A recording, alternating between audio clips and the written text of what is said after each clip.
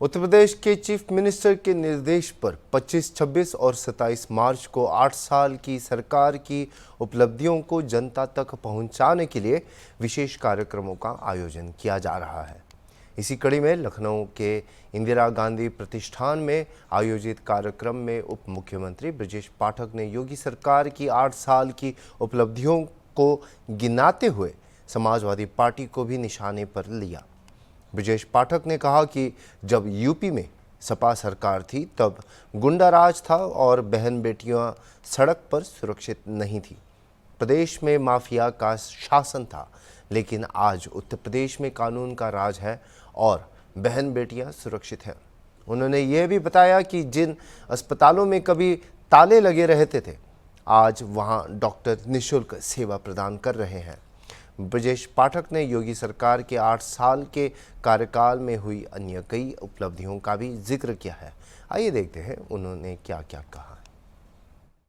मित्रों का हृदय से आभार प्रकट करता हूं, अभिनंदन करता हूं। आपने इन 8 वर्षों में सरकार की नीतियों को जन जन तक पहुंचाने में हमारी सरकार की बहुत बड़ी मदद की है। मैं उसके लिए हृदय से आपका सबका आभार प्रकट करता हूं। हम सब जानते हैं इन 8 वर्षों में स्पष्ट नीति, साफ नियत, प्रतिबद्धतापूर्ण नियोजन ने उत्तर प्रदेश की तस्वीर को बदलने का काम किया है। 2017 से पहले उत्तर प्रदेश के हालात क्या थे और आज उत्तर प्रदेश एक विकसित राज्य के रूप में स्थापित होने की तरफ तेजी के साथ आगे बढ़ रहा है। अगर हम उत्तर प्रदेश के समेकित ढांचे पर विकास की बात करें, डेवलपमेंट पर चर्चा करें,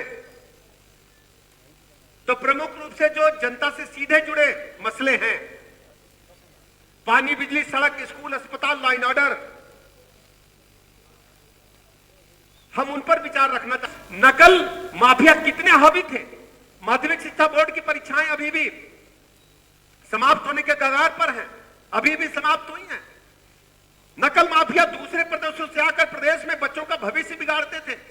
हमें गौरव हासिल है कि उत्तर प्रदेश में युवाओं के बुद्धि के साथ, उनके भविष्य के साथ खिलवाड़ करने की अनुमति नहीं मिली। पूरी तरह से नकल विहीन परीक्षा करा करके माध्यमिक शिक्षा ने साबित कर दिया है कि आने वाली जो कल की पीढ़ी है वो उत्तर प्रदेश राज्य के युवा पूरे देश के कंधों का भार अपने पर उठाने के लिए तैयार हैं। एक योग्य, परिश्रमी, मेधावी युवा उत्तर प्रदेश ने तैयार करने का काम किया है। हम उच्च शिक्षा के क्षेत्र में अभूतपूर्व परिवर्तन हुआ है। यूनिवर्सिटी की संख्या लगभग दोगुनी हो चुकी है। हमने नए ग्रेडिंग का नाम ही नहीं सुना था। आज उत्तर प्रदेश राज्य में सभी बड़े विश्वविद्यालय नए ग्रेडिंग में A+ या A++ ग्रेडिंग में चल रहे हैं। हमारे जितने भी यूनिवर्सिटीज हैं, डिग्री कॉलेजेज हैं, बेहतर ढंग से शैक्षिक कैलेंडर बनाया गया है। महामहिम राज्यपाल महोदया ने विशेष रुचि लिया है नए ग्रेडिंग में। विश्वविद्यालयों को, डिग्री कॉलेजों को उच्चीकृत करके उनको बेहतर शिक्षा मिल सके। हमारी सरकार ने शिक्षा के क्षेत्र में अभूतपूर्व कदम उठाए। अस्पतालों के बारे में आप सब जानते हैं। 2017 से पहले अस्पतालों में क्या हाल था? सभी जिलों में 10-10 बेड डायलिसिस की उपलब्ध है। अब उसके लिए लखनऊ, कानपुर, बड़े शहरों में डायलिसिस किडनी के मरीजों को चक्कर काटना नहीं है। हमने पीजीआई को, इनके जो हमारे सीसीएम यूनिट है उसको बढ़ोतरी किया है। इमरजेंसी के बेड्स की संख्या में दोगुनी हमने करने में सफलता हासिल की है। केजीएमसी का ट्रामा सेंटर है, उसमें 500 बेड का नया हम ट्रामा सेंटर बनाने जा रहे हैं। हमारे पास केजीएमसी में 4,500 से अधिक बेड हैं और 1,000 हम बढ़ाने के लिए जा रहे हैं।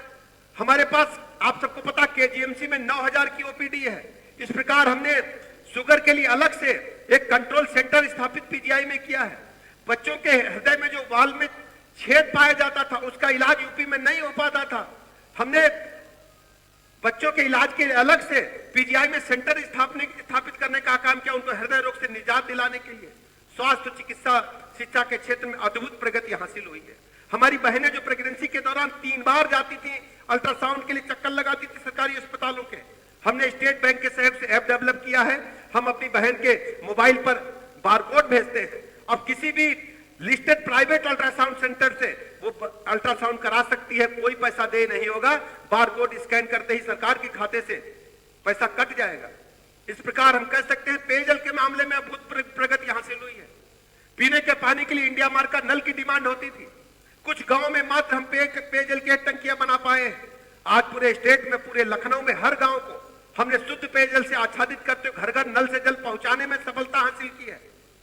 चारों तरफ हम कह सकते हैं कि वास्तव में गरीबों के जीवन स्तर को ऊपर उठाने में पानी, बिजली, सड़क, स्कूल, अस्पताल, रोजगार, वन डिस्ट्रिक्ट वन प्रोडक्ट को हमने स्थापित करने का काम किया है। उत्तर प्रदेश के हर जिले में कुछ विशेष उत्पाद था। लखनऊ का चिकनकारी उद्योग मशहूर था, हमने उसको प्लेटफॉर्म प्रदान किया, मार्केटिंग की है।